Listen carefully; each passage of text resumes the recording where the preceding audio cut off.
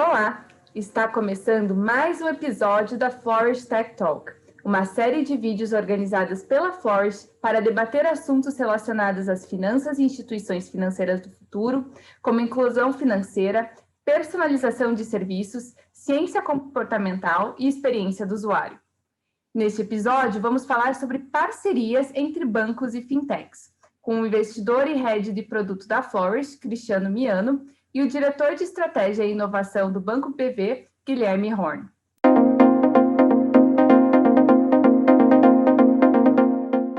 Bem-vindos, Guilherme e Cristiano.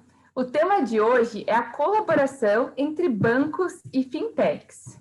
Vocês dois têm um currículo enorme nessa área e eu queria começar fazendo uma pergunta para o Guilherme. Guilherme, você tem uma longa trajetória com inovação e tecnologia, principalmente na área financeira. Foi CEO e fundador da Orama, primeira plataforma de investimento digital do Brasil e reconhecida internacionalmente pelo modelo de negócio disruptivo e inovador, totalmente na nuvem. Foi mentor de várias empresas e startups, incluindo o Guia Bolso e parte do Conselho do Banco do Brasil. Escreveu o livro Mindset de Inovação e várias colunas em jornais e revistas importantes. E hoje é diretor de Estratégia e Inovação no Banco BV. Eu queria que você falasse um pouco sobre as parcerias, que são uma estratégia importante para trazer inovação para dentro da empresa. Como que você vê a colaboração entre startups e bancos já consolidados? Legal. Bom, primeiro, obrigado, Yasmin, pelo convite para estar aqui hoje. Eu acho que assim as parcerias vêm aumentando bastante, né? Eu tô nesse mercado pelo menos desde 2000, né? Acompanhando a evolução do mercado de fintech, muito antes até de ser chamado de fintech. Mas eu acho que a primeira fase, né, das fintechs no Brasil, ela foi muito na linha da competição, né? Ela era muito você via muita fintech nascendo para competir com o banco. E com o passar do tempo, a gente começou a ver, eu lembro que eu fazia pelo Finovation, que é um blog que eu tenho de fintech, a gente fazia todo ano um mapeamento das fintechs e classificava, né, aquelas que estavam nascendo para competir e aquelas que estavam nascendo para colaborar, né, com as instituições financeiras. E a partir de um determinado momento, exatamente 2014, a gente viu uma mudança muito grande, né, passou a ter mais startups, mais fintechs, né, nascendo para colaborar com bancos do que para competir. E depois, eu lembro que 2, 3 anos depois, isso já era 2/3, né? E hoje eu diria que a grande maioria, de fato, nasce para colaborar com instituições financeiras. E os bancos, aos poucos, foram percebendo isso, né? Então, eu acho que hoje todos os bancos, grandes, médios, pequenos, eu acho que, de alguma forma, tem algum tipo de iniciativa para buscar parcerias com fintechs. Então, eu acho que é algo que, sem dúvida nenhuma, tá crescendo bastante e acho que a gente vai ver isso crescer ainda mais nos próximos anos. Legal, eu acho que esse modelo de colaboração, né, de parcerias em que os dois lados saem ganhando pode ser o futuro e é um dos caminhos que a Flourish está indo, né?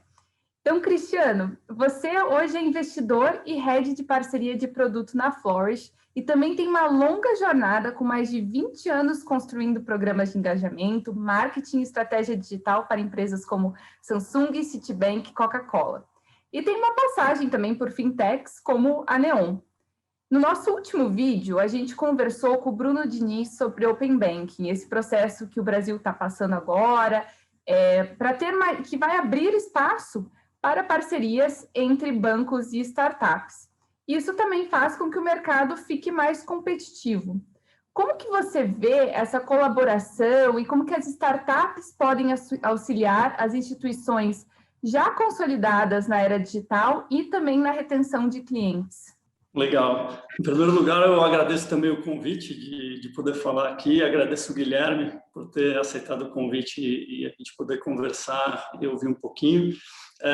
Realmente, o mercado está ficando cada vez mais competitivo e as instituições têm que inovar muito rapidamente, né? Tem muitas coisas acontecendo, novas regulamentações, etc.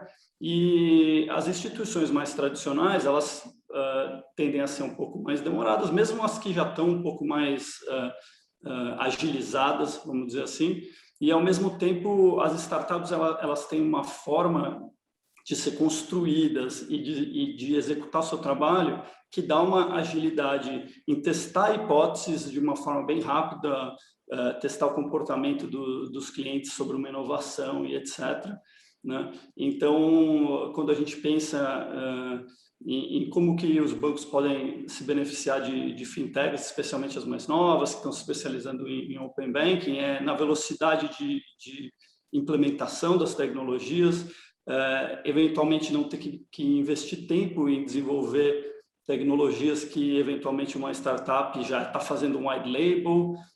Muitas vezes acontece também de uma grande instituição adquirir uma startup que se especializou em alguma coisa específica, né? Então, bem no Open Banking, aí a gente vê startups tentando encurtar o caminho, né? Para que as instituições possam se conectar.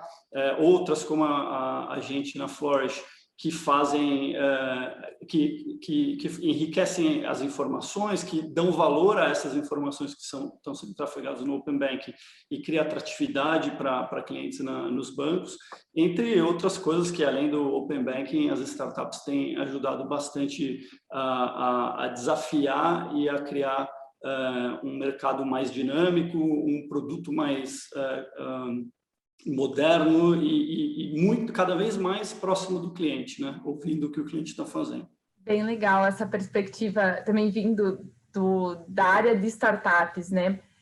Guilherme, eu acho que cabe uma pergunta muito parecida para você, agora falando da visão dos bancos. Como que o Open Banking vai mudar as instituições financeiras e quais são as oportunidades para as pessoas que querem criar coisas novas dentro dessa área? Eu acho que a transformação é muito grande. Eu acho que talvez na história da indústria financeira a gente nunca tenha visto uma transformação como a que a gente vai ver com o Open Banking, não só o Open Banking, né, mas o conjunto de novas regulamentações que surgiram no mercado brasileiro, né, Fast Payments, né, com o Pix, LGPD também, né, toda a regulamentação das novas empresas de crédito, recebíveis, enfim, eu acho que é um conjunto de regulamentações e o Open Banking vem para ser a gota d'água aí nessa transformação tão grande que a gente está já começando a viver. Os bancos vão se posicionar de formas muito diferentes, né? A gente no BV, por exemplo, já tem uma estratégia de Open Finance desde 2017, né? Você citou o Guia Bolso já era um parceiro do BV desde 2017. Então, o banco já tem APIs, né, sendo usadas hoje por mais de 200 startups já há algum tempo, né? Então, assim, isso porque o conceito de dados compartilhados está na nossa estratégia já há bastante tempo. Assim, a forma da gente crescer, a forma como a gente enxergou que poderia crescer, era através de parcerias, já que existe uma crença de que, primeiro, o mercado ele é cada vez mais fragmentado e, segundo, as fintechs conseguem ser muito melhores nos seus nichos do que os grandes bancos. Então, assim, essa é uma crença que nós temos lá no BV, né, e, por conta disso, a gente tem essa estratégia de crescer através de parcerias, né? Agora, eu acho que a gente está assim, vivendo em termos de novos produtos, serviços, vivendo a primeira onda, né, do Open Banking, né? A gente vê assim todo mundo falar em três grupos de aplicações, né? Como é que você melhora o onboarding, como é que você faz a agregação de transações e como é que você faz novas ofertas a partir dessa agregação.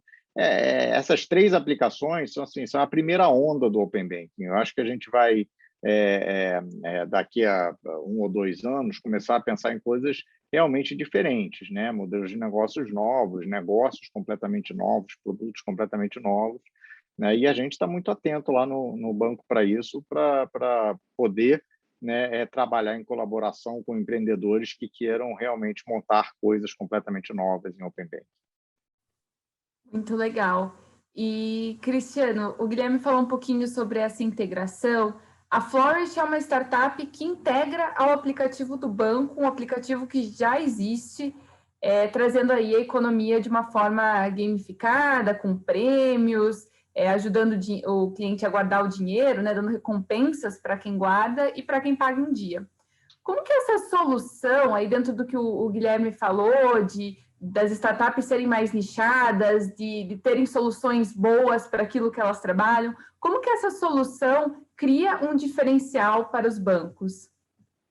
Bom, a Flourish acaba criando para os bancos uma ferramenta muito interessante para engajamento e retenção, né? Onde você pode trabalhar personalização de ofertas, e também através de você engajar o usuário com o seu crescimento pessoal, que é ensinar, ajudá-lo a se desenvolver em suas finanças pessoais, você acaba atraindo ele para uma relação mais duradoura, né? Então, a ferramenta da Flourish, ela funciona basicamente sendo alimentada e retroalimentada pelos hábitos financeiros que o cliente tem com a instituição financeira, e ela traz personalização em ajudar esse cliente a fazer poupança, incentivar ele a especificamente ter um orçamento com alimentação, e aí a gente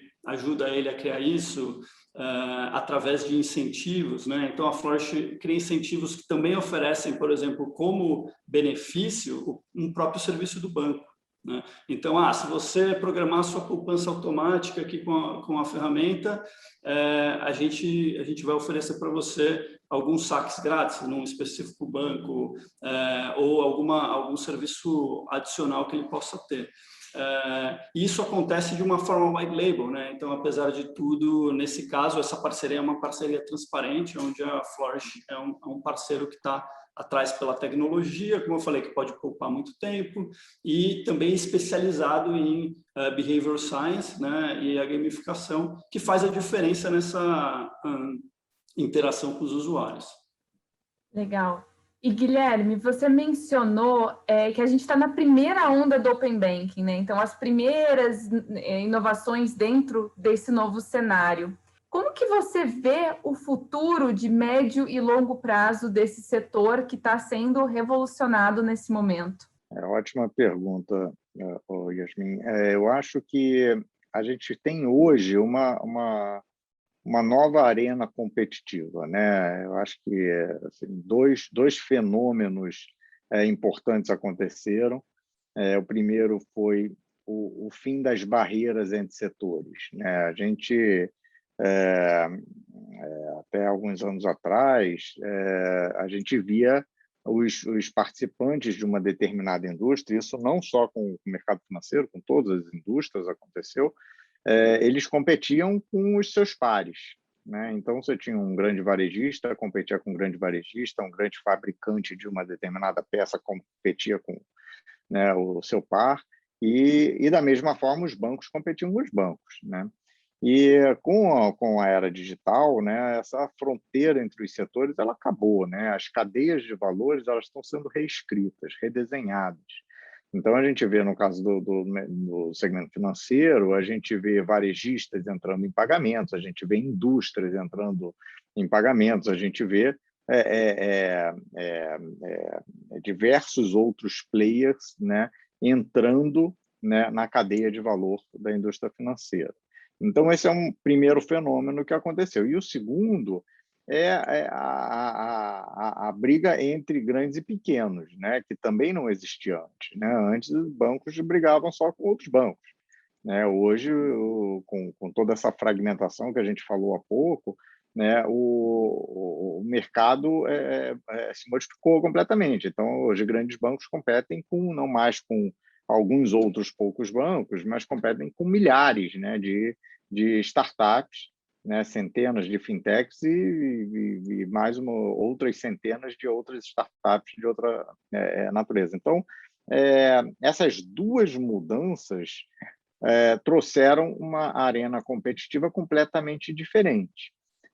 E aí, quando você junta isso com uma indústria que era muito verticalizada, né? Você pegar os bancos, né? Olha quantos produtos os bancos têm, né? Quantas áreas, né? Internamente, uma, né? Prestando serviços para outra, né?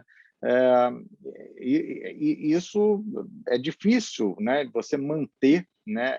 De pé um modelo de negócio né? Com essas características. Então, a gente no BV, por exemplo, a gente definiu, né, como modelo principal de negócio dentro da nossa estratégia a plataforma, né, o que a gente chama de Bank as a Platform. Então, e a gente já vem atuando dessa forma, né, com essas startups se plugando ali, consumindo produtos nossos, consumindo dados nossos, né, e a gente também consumindo das startups e apoiando elas seja com funding, seja com inteligência, seja com a base de clientes, fazendo cross-sell, né? Então, hoje a gente já tem assim, um monte de exemplos, né, de empresas que estão plugadas na nossa plataforma e de todos os tamanhos. A gente tem desde uma para valer, por exemplo, com crédito estudantil, um portal solar com crédito para energia solar, até uma abastece aí, né, do Grupo Ipiranga, usando o Bank as a Service, o próprio Neon,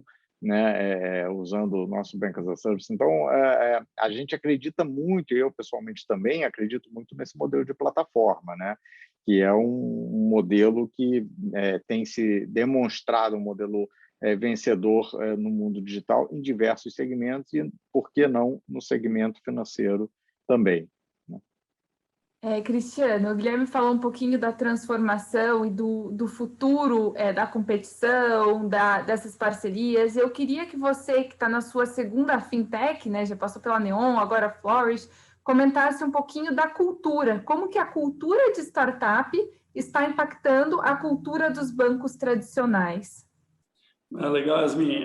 É uma pergunta ótima e eu acho que não só, né, tem o impacto das startups na cultura dos bancos tradicionais, como o contrário, né, que a gente começa a ver com a maturidade das startups, elas também procurando executivos de instituições tradicionais, hábitos de instituições tradicionais, né? Então, eu acredito que é sempre um jogo mútuo de aprendizado, então eu acho que a primeira fase eu acho que foi um pouco mais challenger, mais de desafiador, e aí era um pouco dos bancos tentarem descobrir como que eles poderiam ter a agilidade, de repente, de uma startup para não perder algumas oportunidades de futuro. E aí você vê, por exemplo, e aí não só falando de bancos, né, mas todas as instituições que começaram a se digitalizar, de uma certa forma, procurando iniciativas de Open Innovation, seja através de um terceiro ou criando áreas de inovação.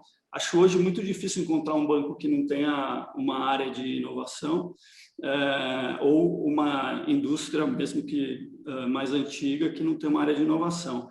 E isso é um pouco forçado pela velocidade de informação e pela velocidade que empresas mais enxutas e focadas, né, em aprender o que está acontecendo nesse mercado com os clientes, com os players, então traz algo um pouco mais ágil e inovador para as empresas tradicionais. Mas o que eu comecei falando sobre a curiosidade é que agora o contrário também começa a acontecer, né? As startups começam a ficar empresas mais especializadas e eventualmente mais experientes e que precisam também trazer um pouco mais de tradicionalismo, especialmente no mercado regulamentado, né, como bancos e tudo mais. Então, é legal ver que é mútuo, né? Não tem essa de um pouco mais de tecnologia ali, outra aqui, né? Muito legal ver o Guilherme falando de, a gente está por trás como plataforma de grandes inovações, né, que startups mais novas e ágeis estão aí fazendo, e a gente passa toda a credibilidade, a gente garante tudo o que está acontecendo e continua permitindo que eles inovem cada vez mais, porque eles também estão investindo em inovação. Então, eu acho que é um negócio de ganha-ganha mesmo e é uma experiência bem legal ver isso tudo acontecendo agora, né? E essa sua resposta falando do modelo ganha-ganha de parcerias e que hoje se não todos, a grande maioria dos bancos tem uma área de inovação, fecha exatamente com a minha última pergunta para o Guilherme, que é a base, né, de uma boa parceria, que os dois lados saiam ganhando, principalmente quando a gente fala de startups de base tecnológicas e grandes companhias. E eu queria saber, Guilherme, que dicas você daria para quem está na liderança de inovação de grandes instituições financeiras e quer começar a inovar dentro desse setor? Legal. Eu acho que assim tem alguns assim, poderia ficar horas falando aqui sobre isso. Lá no livro eu falo bastante sobre isso também. Mas eu acho que tem 3 pontos que eu traria aqui que eu acho que são muito relevantes. O primeiro tem que ter um time dedicado, né? Assim, quando a gente pensa em o Cristiano acabou de falar, né? Todos os bancos hoje têm a sua área de inovação. E tem a sua área de inovação porque não são inovadores, né? Porque se fossem inovadores não teria área de inovação, né? Empresa nativamente digital não tem área digital, né? Então, mas a gente sabe que precisa ter, né? Então, é importante ter. E aí o primeiro ponto, a primeira dica tem que ter um time dedicado para isso, entendeu? Não podem ser pessoas part-time, pessoas que você pega daqui, tem que ser um time dedicado, pessoas que já trabalham com isso, que já fizeram isso outras vezes, têm experiência, né? Porque não é algo que assim que você faça só com base no bom senso. Você tem muita metodologia, você tem muito processo a ser criado e já tem muitas empresas que já passaram por isso, né? Então, assim, ter um time dedicado, experiente, eu acho que é a primeira dica. A segunda escolham pessoas apaixonadas por inovação. Se a pessoa não for apaixonada por inovação, assim, ela pode até ter aquilo na meta, pode estar, né, no job description, mas assim, se não for apaixonado por inovação, a coisa não anda, entendeu? A coisa vai andar, mas vai ser passos de tartaruga, não vai ser, né, aquela visão 10x, aquelas coisas que a gente sabe que são importantes num processo como esse, né? Então, assim, na época que eu trabalhava na Accenture como consultor, né, tinha muito CEO que me perguntava onde tem que estar a área de inovação, né? Tem que estar dentro de tecnologia, embaixo da área de produto, e assim não tem uma resposta padrão para isso, mas eu sempre respondi o seguinte: quem é o cara mais apaixonado por tecnologia aqui, por inovação aqui, né? Se for o diretor de tecnologia, ótimo. Se for um cara de negócios, ótimo, né? Porque são essas pessoas que, de fato, fazem as coisas acontecerem. Então, assim, primeiro, ter um time dedicado, experiente. Segundo, né, ter as pessoas apaixonadas por inovação envolvidas. E o terceiro, eu diria que é saber o que você vai fazer quando as POCs, né, as provas de conceito, derem certo, né? Porque quando dá errado, todo mundo sabe o que vai fazer, né? Você descarta. Mas o que você vai fazer quando der certo, né? Isso é muito importante, porque isso também eu falo pela minha própria experiência, né? Eu cansei de ver isso acontecer como consultor, né? A área de negócio ia lá, testava a POC, testava a startup, fazia uma POC que achava interessante e tal, e aí a POC era um sucesso, deu certo, agora, né, temos um problema. A gente não tem um budget, a gente não tem uma squad definida para trabalhar com esse projeto, né? A gente não sabe como colocar isso na esteira de produção, né? Isso é muito comum acontecer, é muito comum. Então, assim, eu sempre recomendo, não comece uma POC se você não souber o que você vai fazer se ela der certo, né? E, assim, é importante ter o indicador de sucesso bem definido, né? O que você vai considerar como sucesso, né? E o que você vai fazer, né, se der certo, né?